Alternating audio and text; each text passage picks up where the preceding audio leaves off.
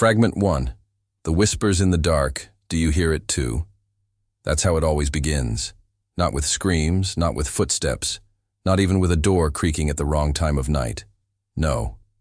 It begins with something so small, so delicate, so easy to dismiss. Just a whisper. The first night it happened, I told myself I was dreaming. It was past midnight. The street outside was empty, and I had been lying in bed, trying to force myself to sleep. You know how the mind plays tricks when the house is too quiet, right? The kind of silence that doesn't feel natural, the kind that presses against your ears until you start inventing noises just to fill it. That's what I thought it was. Imagination, the kind of half sound you create when your head is heavy with exhaustion. Except it wasn't. Because the whisper wasn't random. It wasn't wind through the cracks or the hum of pipes in the walls. No, it said my name. I remember bolting upright, the air in my lungs turning solid, like ice lodged in my throat. I looked around the room. Nothing. Shadows, furniture, the faint glow of the digital clock on my nightstand. 2:47 a.m. My ears strained for it, half hoping it wouldn't come again.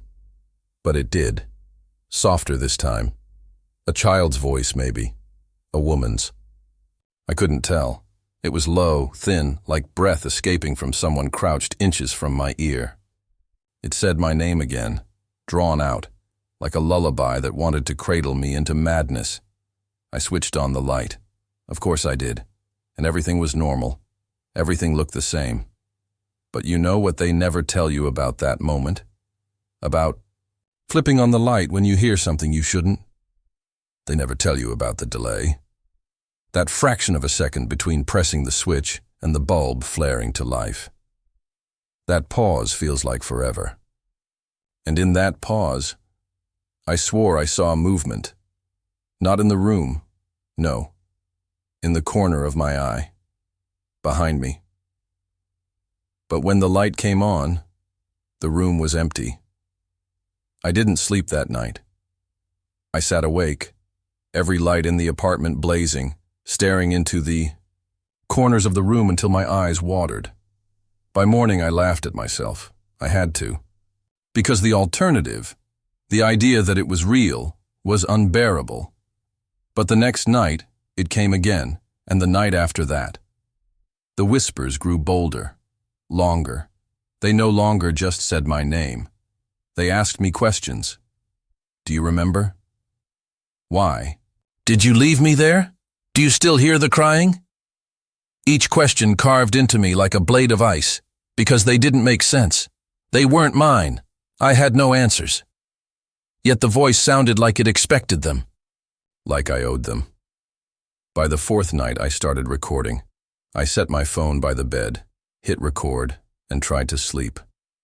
When I listened in the morning, there was nothing. Just silence. Not even static. But I swear to you, I heard it while it was happening. The voice was there and it was closer. I could feel the warmth of it against my skin, the breath, the moisture of the words clinging to my ear. At one point, I couldn't help myself. I whispered back, just one word. What? And for the first time, it answered. The voice didn't say my name, didn't ask a question. It just laughed, soft, broken. A laugh that sounded like it had been rusted shut for centuries, forced open again with splinters of glass. After that, things changed. It stopped confining itself to the night. The whispers began to slip through the day, curling beneath conversations, threading themselves into the spaces between car horns and footsteps. I'd be walking down the street and suddenly hear it, sharp and clear, as if the person next to me had leaned in to speak. But their lips were closed. They hadn't said a word. I tried telling a friend once. Just once.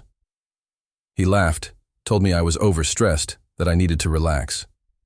I almost believed him, until that night, when I woke to the sound of two voices. The second one was his.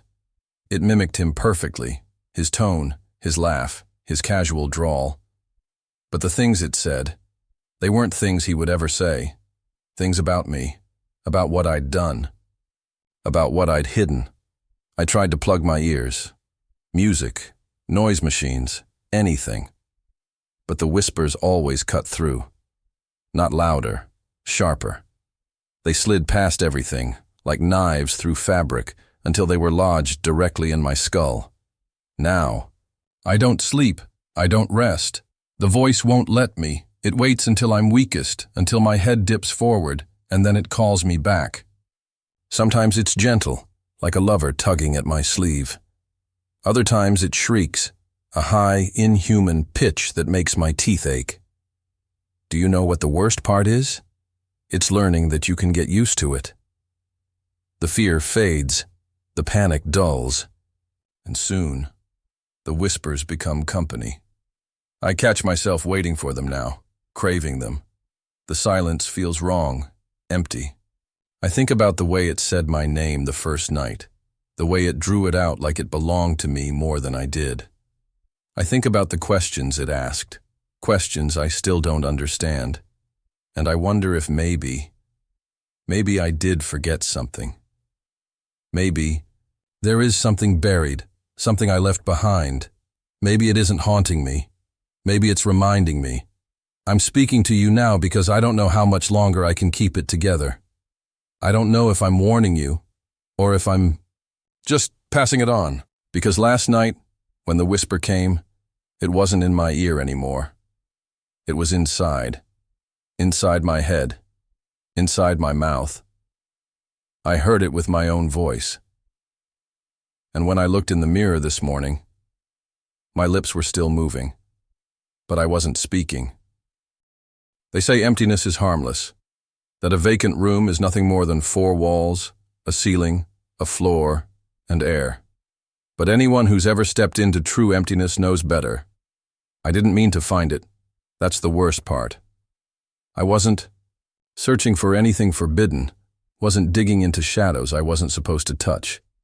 I was just curious. It started the day I moved into this building, an old, rotting apartment block on the edge of the city, the kind of place that smells faintly of dust and mildew no matter how much you clean, the kind of place where the walls hold onto whispers and every crack in the plaster feels like it's watching you. My unit was on the 3rd floor, but when the landlord showed me around, he never mentioned the room at the end of the hallway. He skipped it entirely, walking past with a sudden quickness, as though his feet didn't want to linger too close. I noticed, of course. How could I not? A closed door always draws the eye, especially when someone pretends it isn't there. For weeks I ignored it, or tried to, but every night, walking home, passing by that door with its chipped paint and rusted knob, I felt the weight of it pulling at me. The air near it was different, heavier, as if it remembered something the rest of the hallway didn't. And then, one night I touched it, my fingers brushed the wood, and I swear to you, it pulsed, just once, like a living thing. I pulled back immediately, heart hammering, but the next night I did it again, and again, until finally, I couldn't help myself. I twisted the knob. It turned easily, but when the door swung open, the room was empty. That's all. No furniture, no light fixture, not even dust. Just walls, ceiling, floor. A hollow space. Beige and bland, the kind of emptiness that should feel boring. But it didn't. It felt wrong. I stepped inside.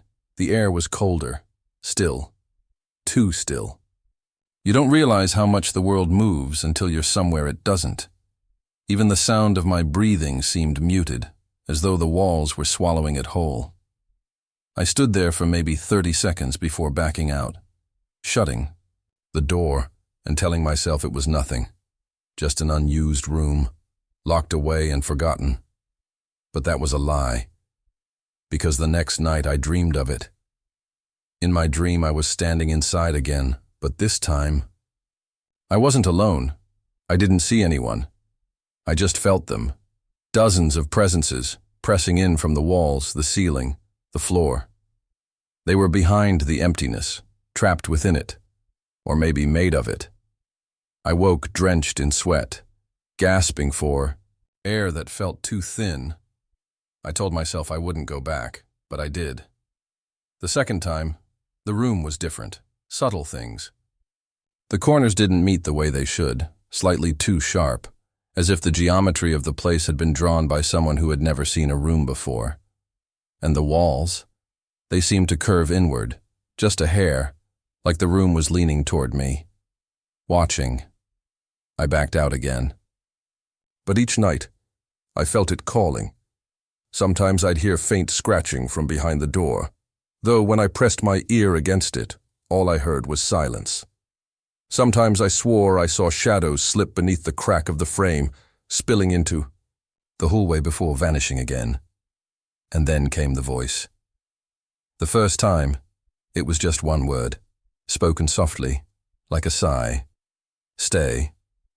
I froze, hand still on the knob, my skin prickling with cold sweat. I waited, breath shallow, but the voice didn't come again. Not that night.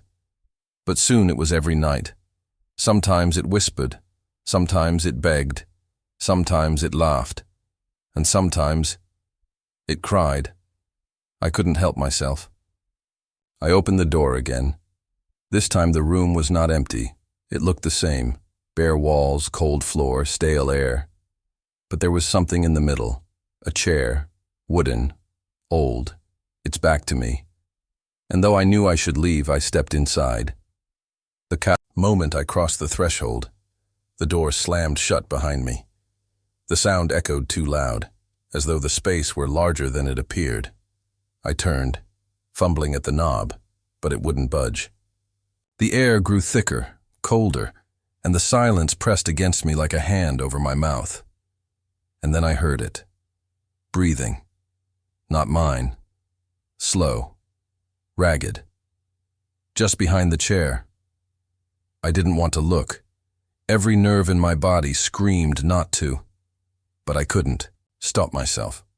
I moved closer. My footsteps sounded wrong. Too soft, like the floor was swallowing them whole. The closer I came, the louder the breathing grew. Until finally, I reached out, my hand trembling, and touched the back of the chair. It was warm. I walked around it, and the chair was empty. But the breathing was right behind me. I spun. No one. Nothing. Just walls and floor. But the air itself seemed to pulse. Like lungs exhaling. The emptiness was alive. Watching. Waiting. I don't remember how I got out. One second I was standing there choking on the silence, and the next I was in the hallway, the door slamming shut behind me. My heart was pounding so hard I thought it would burst. I told myself never again. I meant it. But I dream of that chair now. Every night. I wake up to find myself standing in the hallway, hand on the knob, about to open it again. And sometimes the door is already ajar. The landlord finally asked me yesterday if I'd been inside. His eyes darted to the floor as he spoke, his voice low and shaky. When I asked what he meant, he just shook his head and muttered, "Don't let it know you." But it already does. Because last night, when I woke in my own bed, the chair was there, sitting in the corner of my room, facing me, empty, waiting. People always say mirrors are harmless things, reflections, nothing more. But I've learned that a mirror doesn't just reflect, it remembers. It hides things. And sometimes, it shows you what it wants you to see, not what's really there. Never feared mirrors before. Why would I? They're so ordinary, so mundane. But one night, as I brushed my teeth, I noticed something strange. It wasn't much, just a hesitation. My reflection seemed slower. My hand rose instantly, but in the glass, there was a fraction of a delay, barely noticeable. If I hadn't been staring, I wouldn't have caught it. I laughed at myself, Told myself it was my imagination, my tired eyes. But the next night, it happened again. This time, the delay was longer, clear. My arm rose, and in the mirror, mine lagged behind. Like a badly dubbed film, I dropped the toothbrush. My reflection didn't. That was the first time I felt real dread, but I still looked. I couldn't stop myself. Days passed, and the mirror kept changing. The reflection wasn't wrong all the time. Sometimes it was perfect, normal, reassuring. But then, it would glitch. A tilt of the head too slow. Eyes that didn't blink when mine did. A smile that lingered a moment longer than it should. One night, it didn't smile at all. I was smiling, forcing my mouth into a grin just to test it, but the thing in the mirror only stared back at me. Lips pressed into a thin line, eyes gleaming with something too sharp. Too alive. I staggered back, and it leaned forward. Not me. It. I started covering the bathroom mirror after that. A towel draped over it so I wouldn't have to see. But in the middle of the night, I'd hear the faint scrape of fabric shifting. And in the darkness, I could feel eyes on me, watching from the other side. Once I woke at 3 a.m. to find the towel gone, the mirror uncovered. My reflection was awake, sitting upright in bed, head tilted toward me, while I was still lying there frozen, unable to move. It was smiling. The next morning, I smashed the mirror. Shards scattered across the tiles like frozen teeth. Relief washed over me, until I saw my reflection staring from 100 jagged fragments. Each shard twisted my face into something grotesque, stretched and warped, yet in every single piece. The eyes were looking at me, not like a reflection, but like something alive, watching, waiting. I swept them up, threw them into the trash. But that night, I caught my reflection in the dark screen of my phone. I wasn't holding it up, wasn't taking a selfie. It was lying flat on my nightstand. Yet when I rolled over, my reflection was there, grinning up at me from the black glass. I dropped the phone. It landed face down. When I picked it up again, the screen was cracked, and in the fractures I swear I saw it smile. Now it's everywhere. Any reflective surface, windows, dark water, even my own eyes in photographs, it shows up. Sometimes it mimics me perfectly. Sometimes it doesn't. But no matter what, it's always looking straight at me. The worst part? It's changing. At first, it was just little delays. Now it looks less and less like me. The eyes are too wide, the teeth too sharp. Its grin stretches too far, as if the glass can't quite contain it. And sometimes it doesn't move at all. I'll wave my hand, nod my head, blink, anything to prove it's still just a reflection. But it just stands there, still, watching, as though it's waiting for something. 2 nights ago, I woke to the sound of glass cracking. I sat up, heart pounding, and saw a thin fracture crawling across the surface of my bedroom mirror, like something was pushing from the inside. It stopped when I turned on the light. Yesterday morning, the landlord came to check on the pipes. He noticed the crack and muttered, "Happening again, is it?" I demanded to know what he meant, but he just shook his head. Said, "Don't let it out. Whatever you do, don't let it out." His voice trembled when he said it, and his eyes never once looked at the mirror. Last night I taped cardboard over it. I didn't want to see, didn't want to risk it. But as I tried to sleep, I heard it. A faint sound, scratching, from behind the glass. Long, slow drags, like nails tracing along the surface. I buried my head under the blanket, told myself it was the pipes, the wind, anything but what I knew. Then came the whisper, faint, from the corner of the room. Almost. My blood froze. I didn't dare look, didn't dare breathe. But the whisper came again, closer this time, right by my ear, almost free. I ripped the cardboard down this morning. The mirror is cracked, yes, but still intact. My reflection smiled at me. Not my smile. Its smile. Too wide. Too knowing. And I think I understand now. The crack isn't just damage. It's a door. And it's opening. People always say mirrors are harmless things. Reflections. Nothing more. But I've learned that a mirror doesn't just reflect. It remembers. It hides things. And sometimes, it shows you what it wants you to see, not what's really there. Never feared mirrors before. Why would I? They're so ordinary, so mundane. But one night, as I brushed my teeth, I noticed something strange. It wasn't much, just a hesitation.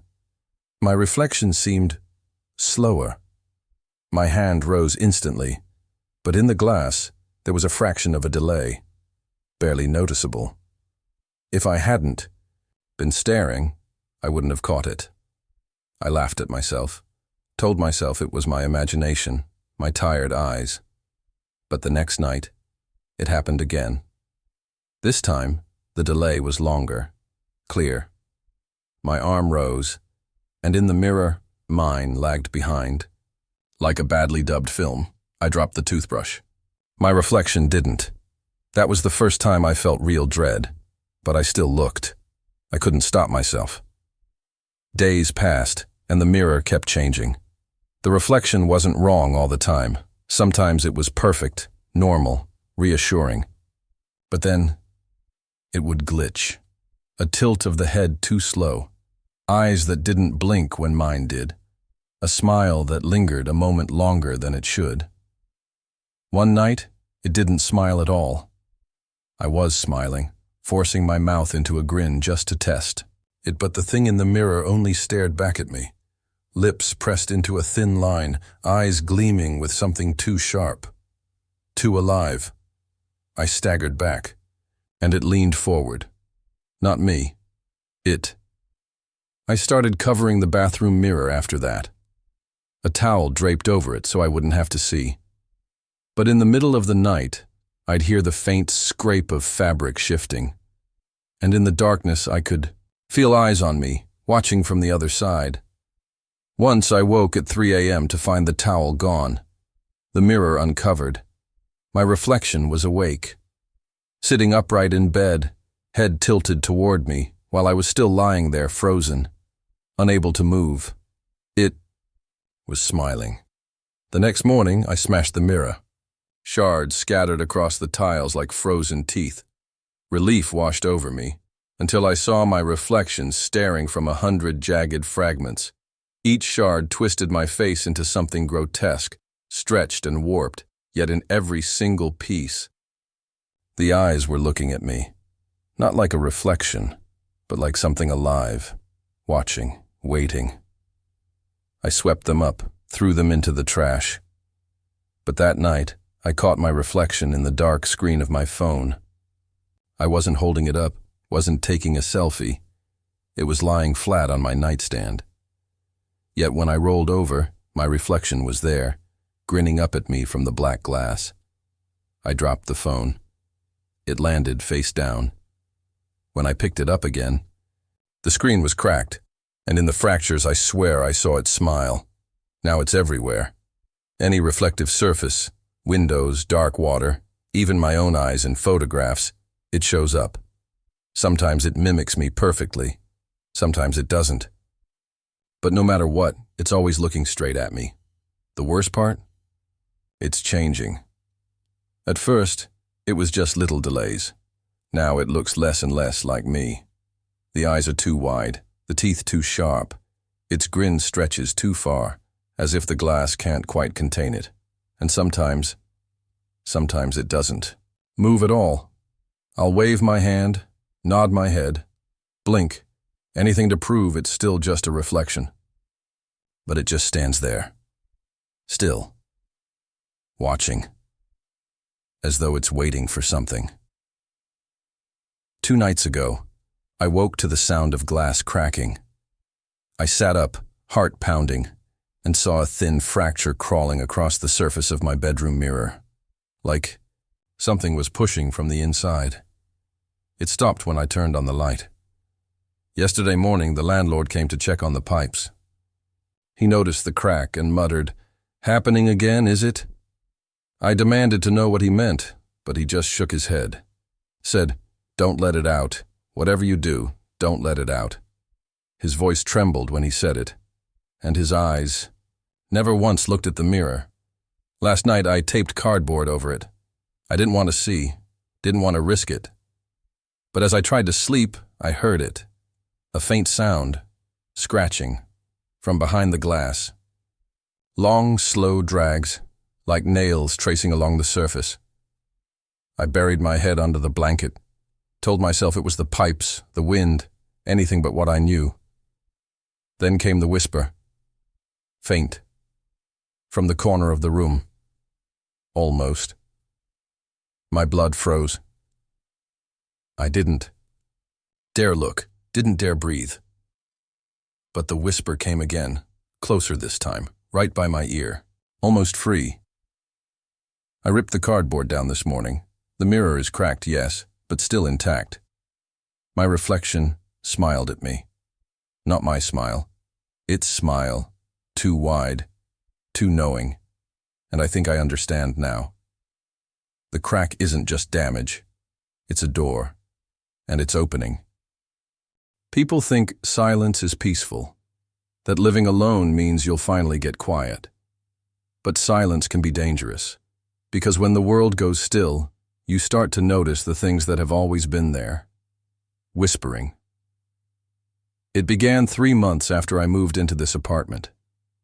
The building is old, the kind with radiators that groan at night and pipes that shiver with water when someone flushes upstairs. I expected noises, but these weren't the usual clicks and creaks. The first time I heard it, I was drifting to sleep. A faint hum, like someone whispering just beyond the wall behind my bed. At first I thought it was my neighbors. Thin walls, right? But when I pressed my ear against the plaster, the voice was clearer. It wasn't talking to someone else. It was talking to me. "Don't sleep," it whispered. "Not yet." I laughed nervously, told myself it was just plumbing, just wind, just exhaustion. But the voice came again the next night, louder, closer. "Wake up." I sat up in bed, trembling, staring at the wall. My pulse hammered in my ears, but even over the sound of my heartbeat, I could still hear it. A low, steady murmur. Like breath against plaster. I pounded on the wall. Silence. I held my breath. Waited. Then, 3 knocks, slow and deliberate, from the other side. There shouldn't be anything on the other side of that wall. It isn't connected to another apartment. I checked the blueprints later. Behind it is nothing but dead space. A crawl space sealed decades ago. So who, or what, is knocking back? The whispers grew bolder over the weeks. Sometimes they called my name. Sometimes they laughed, soft and cruel, like children mocking from the dark. Other times they repeated things I'd thought but never spoken. They knew me. One night, I tried recording the sound on my phone. I pressed it against the wall, hit record, and waited. The whispers came like always, hissing and giggling. But when I played it back, there was nothing. Just silence, except at the very end. A single word, whispered so faintly I almost missed it. "Listen." I threw the phone across the room. The walls have begun to change. I've noticed faint bulges in the plaster, like something pushing from the inside. Cracks spreading like veins. I woke once to find a hairline fracture stretching across the ceiling, and in the quiet, I heard it breathing. Slow, steady, human-like. Last week, I invited a friend over. I didn't tell him everything, just said the apartment made strange noises. He laughed, said old buildings always do.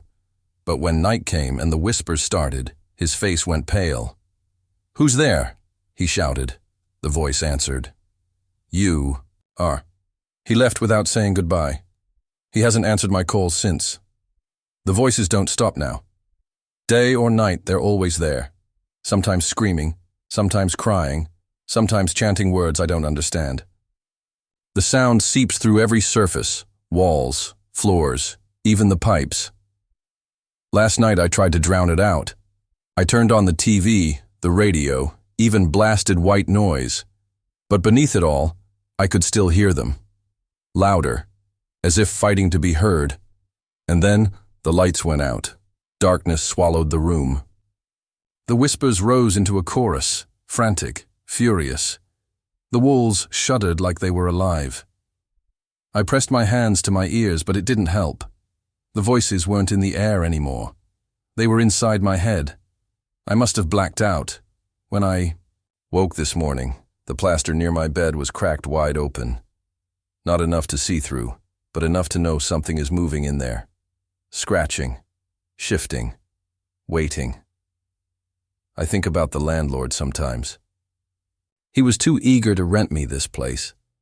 Too cheap for such a big apartment. Did he know?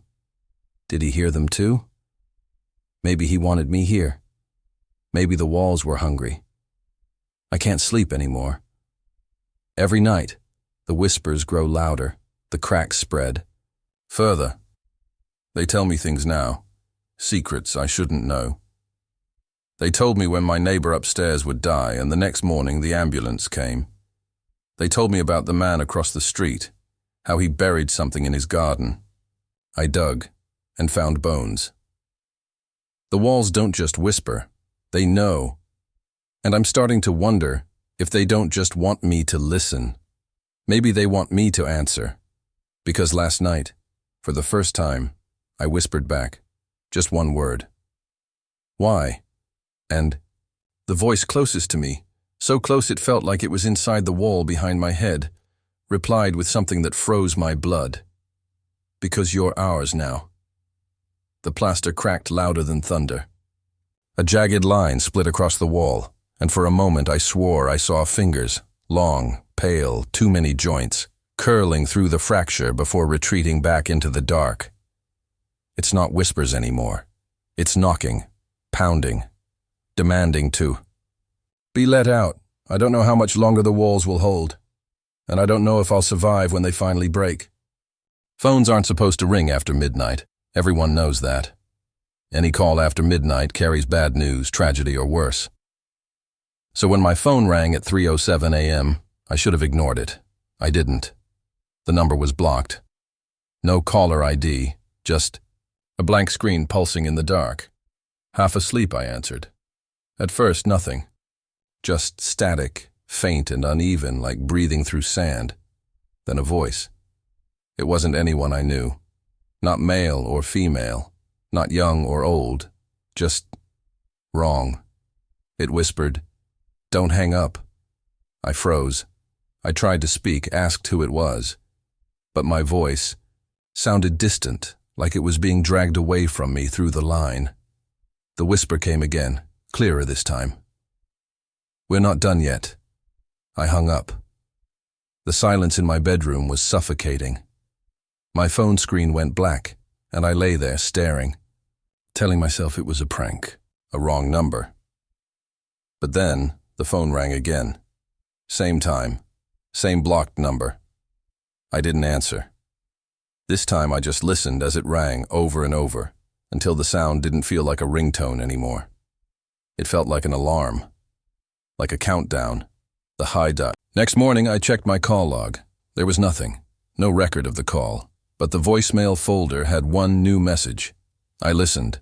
It was the sound of me, sleeping, breathing softly, turning over in bed, my sheets rustling, my heartbeat faint but audible, as if the phone was pressed right against my chest. I live alone. That night, the call came again. This time the whisper said my name. Not just my first name, my full name. And then it said something else. Something no one should know. It told me what I had dreamed, every detail. The dream where I was a child again, standing barefoot in the dark woods behind my grandmother's house, holding a candle that never went out. The dream I never told anyone about. The voice described the way the ground had shifted beneath me, the way I had whispered, "Don't let them find me." I dropped the phone. I wanted to smash it, throw it out, but I couldn't. Some part of me needed to hear it, needed to know what it wanted. On the third night, I answered again. This time the voice didn't whisper. It mimicked. It spoke in my voice. Every word I said, it repeated, only half a second later, like a recording, like an echo. Except when I asked who it was, it didn't echo. It answered, "I am you, after you're gone." I couldn't breathe. The next day, my phone battery drained within an hour, though I hadn't touched it. The screen flickered like something was burning it from the inside.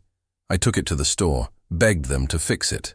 The technician plugged it in, frowned, then asked me if I was joking. "Why did you set your voicemail greeting like that?" I didn't set any voicemail greeting, but when he played it back, it was my voice. Laughing. Soft, broken laughter that grew sharper, more hysterical, until it ended in a scream.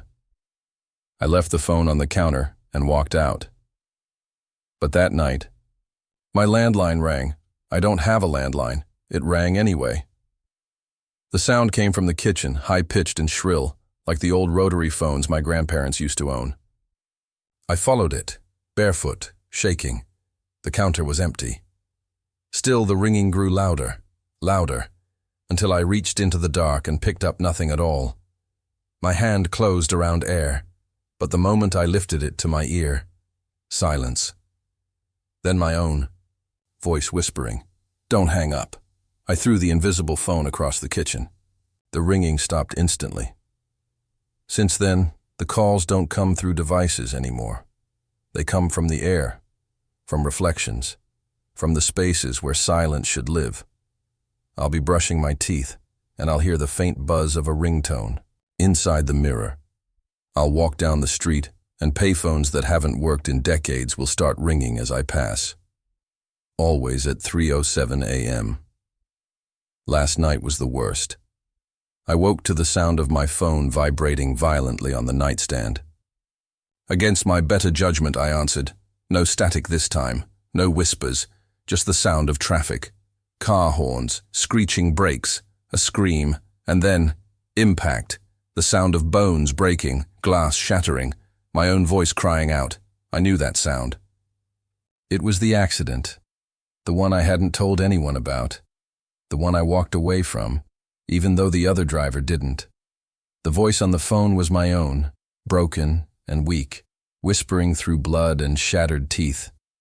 "We're not done yet." The line went dead. I sat there in the dark, shaking, waiting for the phone to ring again. It didn't. But I know it will, because tonight, when I checked the call log again, there was one future entry, a scheduled call. 3:07 a.m. tomorrow, and under caller name, it didn't say unknown. It didn't say blocked. It said my name. There's something wrong with my house. I don't mean creaking pipes or flickering lights or the smell of mold in the basement. No, it's something deeper, something that shifts when I'm not looking. The first time I noticed it was after work, a Tuesday. I came home, dropped my bag by the door, and saw a door at the end of the hallway. I don't have a hallway. My house is small, just 4 rooms, kitchen, living room, bedroom, bathroom. That's it. No hallway. No doors that lead anywhere else, and yet, there it was. A narrow corridor stretched further than it should, pale walls bending slightly inward, ceiling light buzzing with an insect hum. At the very end, a door stood waiting. I told myself I was tired. Maybe I left the TV on. Maybe I was half dreaming. But the sound was real. The hum of the bulb, the faint sigh of air being pulled into that corridor, like the house itself was breathing. I took one step closer, then another. The floorboards beneath me groaned in protest. The air felt colder in that hallway. By the time I reached the door, my hand was trembling. I told myself not to touch it. Don't open what shouldn't exist. But my hand moved anyway. A knob was warm, and when I turned it, the door opened into a room I had never seen before. It wasn't empty. The walls were lined with shelves. On each shelf sat objects wrapped in old fabric, dust-coated bundles tied with twine. The air smelled of rust and damp earth. I picked one up, unwrapped it, and nearly dropped it. It was a photograph of me, sleeping. I don't know how long I stared. My hands were sweating, my mouth dry, my chest tight. I turned the photograph over. No date, no signature, just my face, slack with sleep, taken from the side of the bed. I wrapped it back up and shoved it on the shelf. My heart thundered as I backed out of the room and slammed the door. The hallway was gone, just plaster wall, like nothing had ever been there. I barely slept that night. Every creak, every whisper of wind outside made me sit up and scan the walls. But morning came, and everything looked normal, until I went to brush my teeth. The mirror above the sink reflected me, pale and exhausted. But behind me, just for a second, I saw the hallway again. Long, stretching, endless. The toothbrush fell from my hand. When I turned, it was gone. But now I know how it works. The door doesn't stay. It appears when it wants to. Sometimes it's in the living room, wedged between the couch and the wall, where no space should exist. Sometimes it waits in the corner of my bedroom, where only a nightstand should be. Once I saw it on the ceiling above me as I lay in bed, upside down, doorframe glowing faintly, dust trickling from the seams.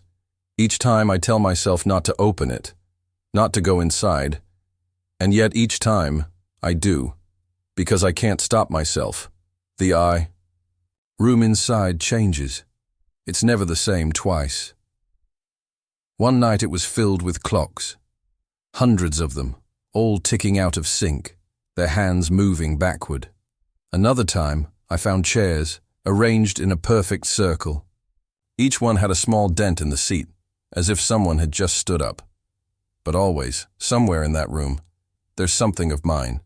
My photograph, my handwriting, my clothes, folded neatly on a chair I've never seen before. The worst was last week. The door appeared in the kitchen, right where the pantry should be. I opened it before I could think. Inside was another kitchen. My kitchen. The same table, the same chipped mug on the counter, the same knife block. But it wasn't empty.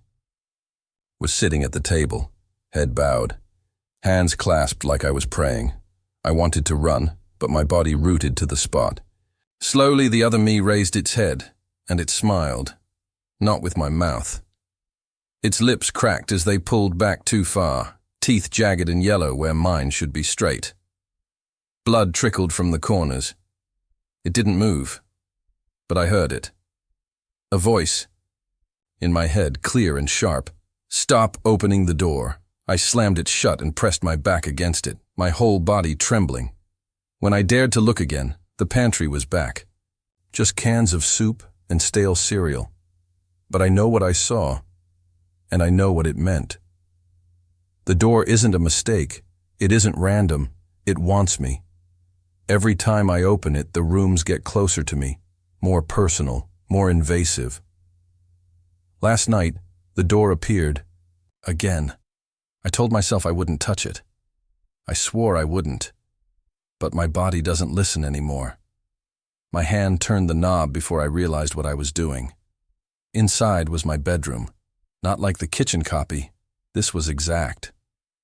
My sheets, my lamp, the clothes on the floor, and on the bed, under the covers, something was breathing. I stepped closer, shaking. The shape shifted under the blanket. It rolled onto its side, and I saw my own face.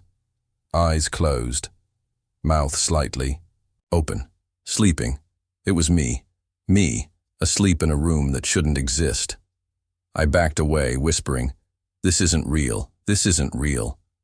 But the figure in the bed stirred.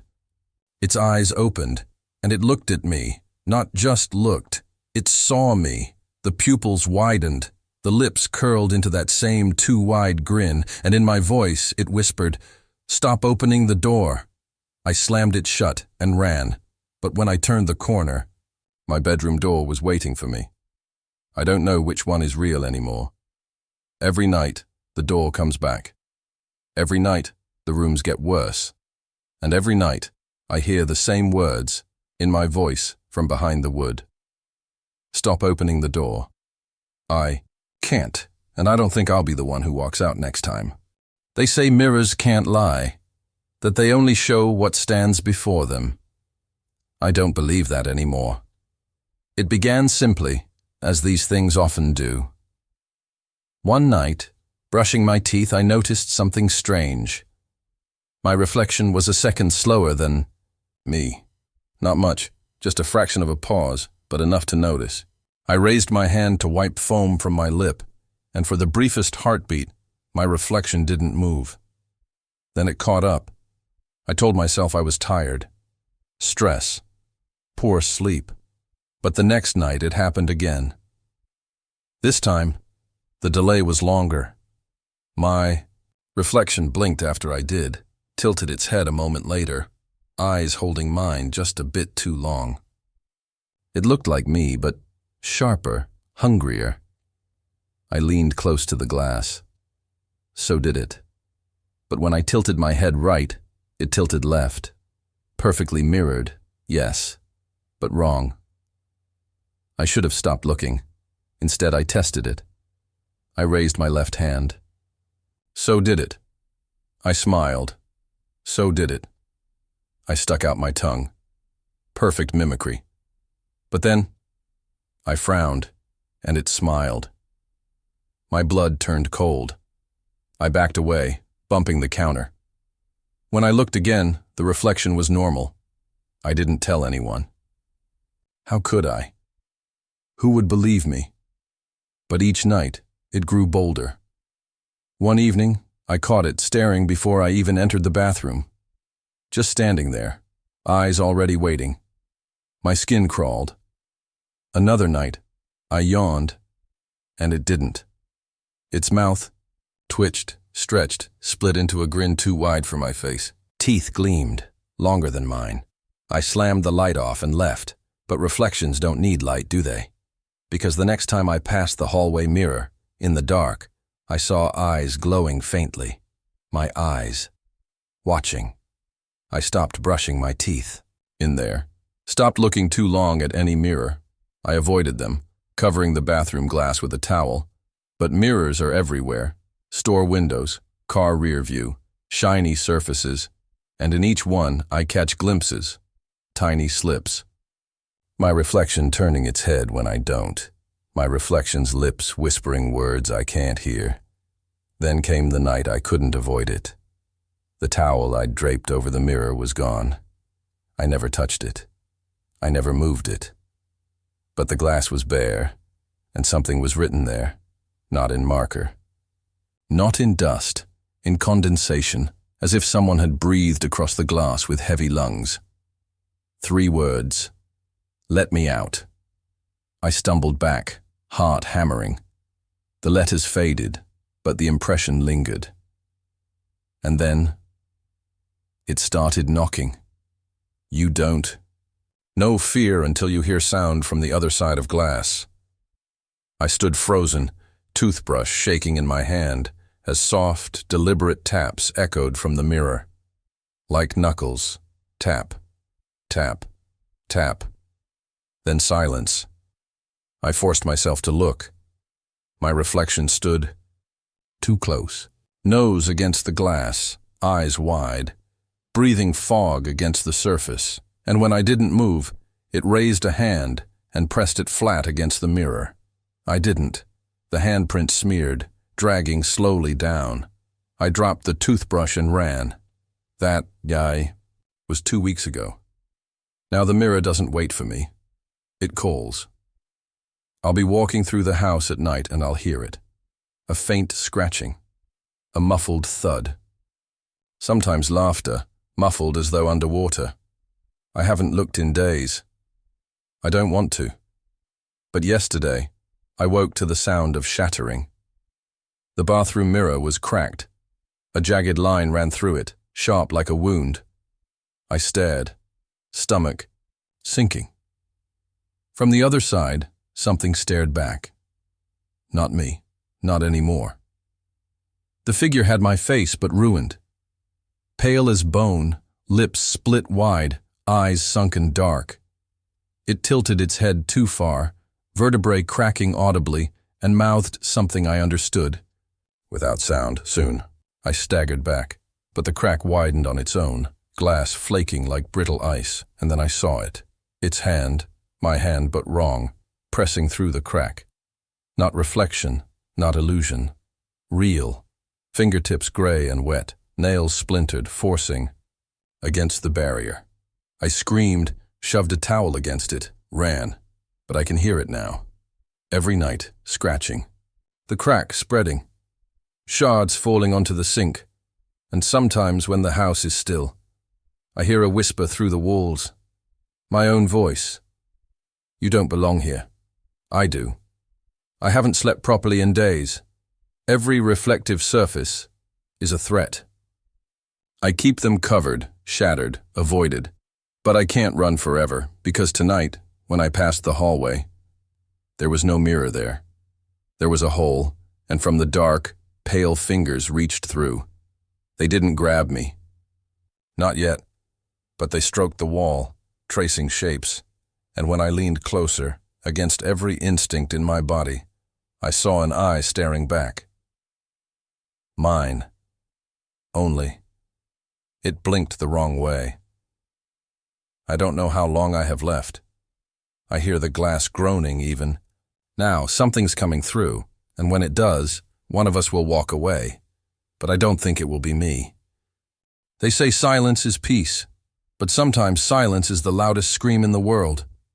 It started with a phone, not a cursed relic, not a blood-stained antique, just an old beige landline I found in a box when I moved into the apartment. Buried under yellowed newspapers, tangled cord stiff with dust.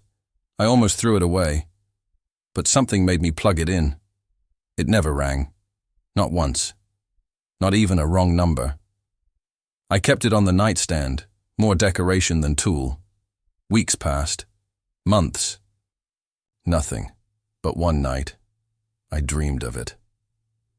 In the dream, the phone was ringing, loud, shrill, endless. I reached for it, but my arm felt heavy, like lead. By the time I touched it, the sound stopped. I woke in sweat. The phone sat quiet and dead beside me. But when I picked it up, the line wasn't dead. There was breathing. Faint.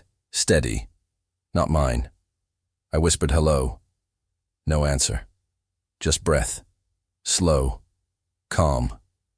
Waiting. I slammed it down. For days after, I tried to ignore it. But I couldn't shake the feeling that I wasn't alone, that something had noticed me. And then, it began. The phone never rang. Not once. Instead, every night, exactly 3:03 a.m., I'd wake up. No sound, no vibration. But my eyes snapped open, always at that time. Always staring at the phone. And the receiver would be off the hook. Dangling, swinging gently, though I never touched. Yet each night I placed it back, trembling, only to wake again the next night to find it hanging. Then came the whispers. Not loud. Not words. Just the faintest static in the receiver, like a voice too far away to understand. Some nights I swore it said my name. Some nights it laughed. But the phone never rang. By the third week, I stopped sleeping. I unplugged it. I cut the cord. Didn't matter. At 3:03, I still woke up, still found the receiver off the hook, still heard faint breathing, even through dead wires. And then I made the mistake. I spoke to it. I know you're there. My voice cracked. My throat was dry. What do you want? The silence stretched. Then, the faintest whisper, so soft I wasn't sure if it came through the line or from inside my skull. Answer. That night, the phone rang. A scream split the room, mechanical and shrill, drilling through my skull. I jumped, fumbling for the receiver, terrified but compelled. When I lifted it, silence. Then slowly, one word, clear as crystal. Soon. I threw the phone across the room. It shattered, plastic splintering, wires spilling. I thought it was over. But that night, at 3:03, the pieces were whole again, sitting neatly on the nightstand, waiting. I stopped touching it. I stopped acknowledging it. But the phone didn't care. It rang each night, whether I picked up or not. And with every unanswered call, the apartment changed. Shadows seemed thicker. Corners seemed deeper. My reflection in the window lingered half a second too long, and sometimes, at 3:03, I'd wake not in my bed, but standing by the nightstand, hand reaching for the receiver, fingers trembling inches above it. I don't know how many times I almost answered.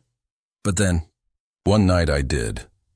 The voice on the other end wasn't whispering anymore.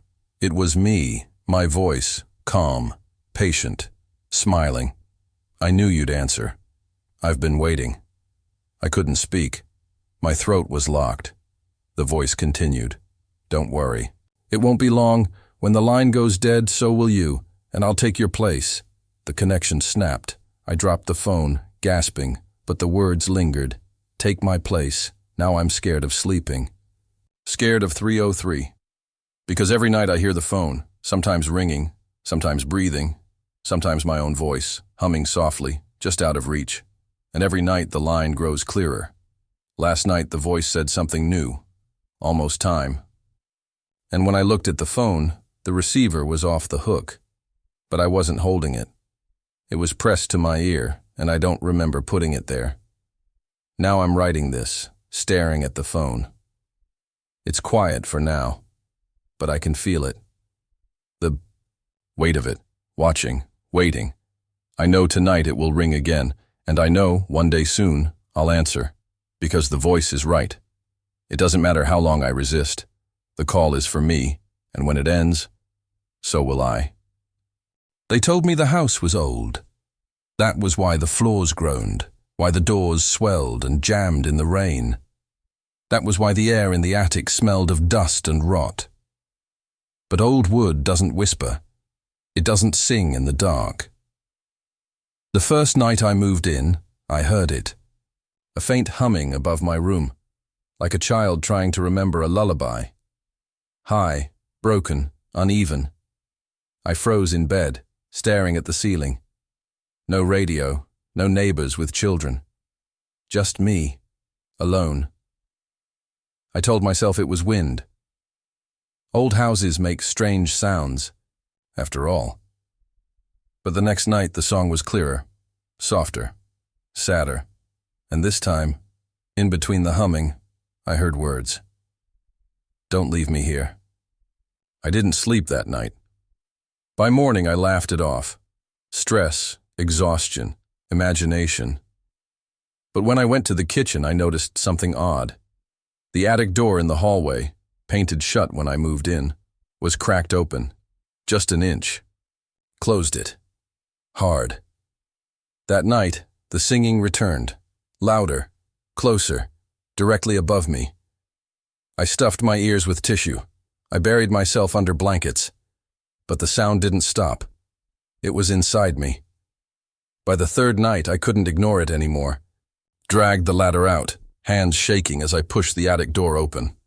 The smell hit first, mold, mildew, something sour. I shone my flashlight. The beam cut through dust, settling on boxes, broken furniture, cobwebs. Empty. But then, movement. A small shadow darting behind a trunk. My heart stopped. Hello? My voice cracked. Silence. I lowered the light. The air felt heavier, thicker. My skin prickled. And then I heard it, right behind me. Don't leave me here. I spun. No one. Just shadows. I bolted down the ladder, slammed the attic shut. Nailed. It closed. For a week I refused to look at it. But the humming didn't stop. Louder, longer, angrier, and the words changed. You promised. I never promised anything. One night I woke to find the attic door wide open, nails scattered on the floor. My hammer, lying twisted like something, had bent it, and on the ceiling above my bed, small handprints, dozens of them. I called the landlord. He swore the attic was empty. He swore no one had been up there for decades, but the singing wouldn't stop. I stopped sleeping. My eyes burned, my hands shook, and always, at 3 a.m., the same voice whispering, "Play with me." I tried to move out, packed boxes, called for a truck. But when I carried the first box outside, the singing followed me. Faint at first, then louder, echoing through the street. Neighbors stared, not at me, at the box. I opened it. Empty. But still, the voice sang. I left the box in the street, ran back inside, slammed the door, and in the silence that followed, I heard the faintest giggle. From upstairs, the attic. That night, I dreamed of her, a little girl, maybe 6 or 7, pale skin, black hair, eyes too dark, too wide. She sat in the corner of the attic, legs folded, humming to herself. When I tried to back away, she turned her head, slowly, and smiled. Her teeth were wrong. Too many, too sharp. I woke screaming. But the worst part? The attic door was open, and at the foot of my bed, a single toy, a small wooden doll carved crudely, its face etched into a twisted smile. I don't own toys. The doll is still here. No. Matter where I put it, trash, fireplace, outside, it always finds its way back. And the girl's song grows louder. Sometimes I hear her footsteps, tiny, quick, playful. Other times, she whispers in my ear, so close I can feel the cold of her breath. Stay with me. I've started locking every door, every window. But I know it doesn't matter, because last night, I woke to something cold, holding my hand. Small fingers squeezing tight. I didn't dare open my eyes. But I heard her voice, right beside me. You're mine now. I don't go near the attic anymore. I don't need to. She comes to me. I see her reflection in windows. Even when no one's there, I hear her singing in the shower drain, the hum vibrating through the pipes. And sometimes when I look in the mirror, I see her standing behind me, smiling, waiting. I don't know how much longer I can resist, because last night, I hummed the lullaby back, and I wasn't asleep. I've always been told that when you move into a new place, you should introduce yourself to the neighbors. It builds trust, makes you feel safer. I regret listening to that advice. The day I moved in, I noticed the house across the street. Curtains always drawn, paint peeling, windows dark even in the afternoon. But in the upstairs window, I saw her, a woman, pale face, thin, almost skeletal, just staring at me. I waved. She didn't wave back. That night, while I unpacked, I heard a knock at the door. Not frantic, not casual, just steady.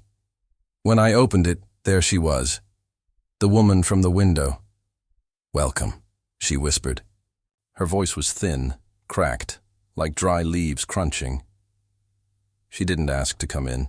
She didn't smile, just stood there, holding something, a pie. It smelled rotten. I thanked her, though my stomach turned, and I set it on the counter. When I looked back, she was already halfway across the street, gliding more than walking. I threw the pie out.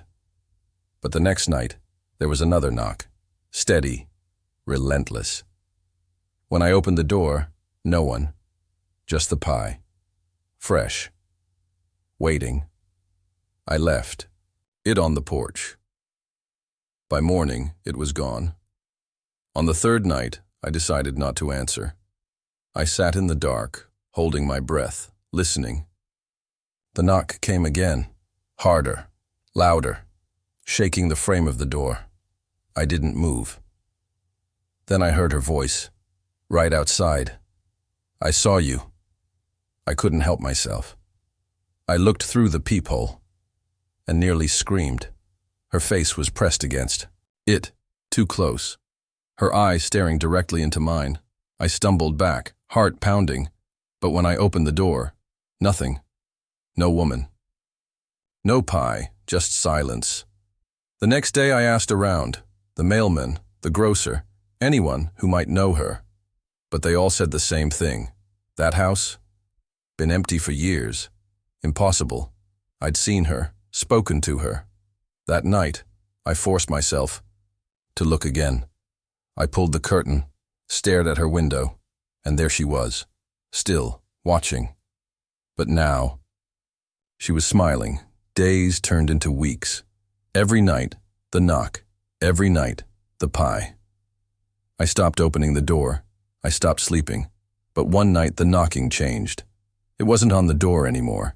It was on the windows, all of them, every pane rattling at once.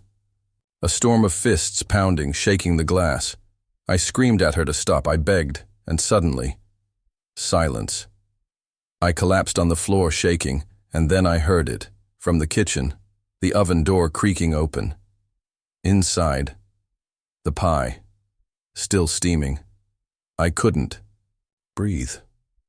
I couldn't think. I just ran to the bathroom, locked the door, sat against it until sunrise. The next morning, I told myself I'd imagined it. Lack of sleep, stress, paranoia. But when I stepped outside, I saw them. Footprints. Small, bare, leading from her house to mine. Dozens of them, and every single one stopped at my front door. That was weeks ago. Now, she doesn't just knock. She speaks, through the walls, through the pipes. I'm in the kitchen. I'm on the stairs. I'm at your door. Sometimes I hear her humming in the vents. Sometimes I see her reflection in the TV screen. And sometimes, God help me, I see her in the mirror, standing behind me. I tried to move, packed everything, called a truck. But when I opened the door to leave, she was standing at the end of the driveway, smiling, holding the pie, and whispering. So softly I almost convinced myself I imagined it. "You can't leave. You're mine now." So I'm still here. I don't open the door anymore.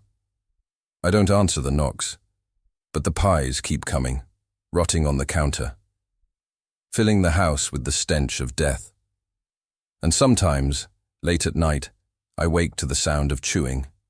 Not from me. From her. Somewhere inside. I've lived in this house for 6 years. 6 years of knowing every corner, every creak in the floorboards, every stubborn lock on the windows. I know this place better than I know myself. Or at least, I thought I did. It started 3 nights ago. I woke around 2 a.m., thirsty, and went downstairs for water. The house was still, except something felt off. The hallway was longer, just slightly. The shadows deeper, stretched. I walked slower, glass in hand, until I saw it. A door. Right. At the end of the hall. It shouldn't have been there. I stopped breathing, staring at the knob. The wood was old, warped, the paint peeling like it hadn't been touched in decades. I blinked, rubbed my eyes, and it was gone. Just wall. I told myself it was exhaustion, nothing more. But the next night, it was there again. And this time, I opened it. Inside was a room, small, dusty, windowless, a single chair in the center, facing the wall. I felt wrong. Like I wasn't supposed to be there, like someone had been waiting for me to find it. I shut the door and ran back upstairs. By morning, the door was gone again. But that night, it returned. And the chair wasn't empty. Someone was sitting, In it, their back to me, perfectly still. I should have run. I should have slammed it shut and never looked again. But something drew me in. My feet moved on their own. "Hello?" I whispered. The figure didn't move, didn't breathe. I reached out, hand trembling, and touched the back of the chair. That's when I realized there was no one sitting there. Just the impression of a body. The weight pressed into the wood, the fabric bent where someone had been. I stumbled back, heart hammering. And then I saw it. Scratches. Deep, violent claw marks carved into the wall. Words, over and over, "Let me out." I slammed the door, but it didn't close. Something held it open from the inside. I pushed harder, teeth clenched, but then fingers. Pale, thin, curling through the crack, reaching for me. I screamed, shoved with all my strength. The door slammed shut, nearly crushing those hands. Silence. I didn't sleep that night. The next morning, I searched the hallway. No door, just plaster, solid as stone. I tried to convince myself again, a nightmare, stress, my mind playing tricks. But last night it came back, and this time, the chair was facing me, empty, waiting. The scratches on the wall had changed, not let. "Me out," now it said. "Come in." And when I leaned closer, I realized those scratches weren't old, they were fresh. The wood still splintered, dust still on the floor. Something had carved them while I was standing there. I don't know what's in that room. I don't want to know. But the door keeps appearing, closer each night. Not just at the end of the hall. Last night, it was at the foot of my bed. And tonight, I think it will open on its own. Because as I speak, I can hear the handle turning. Slowly, quietly, patiently, and there's nowhere left to run.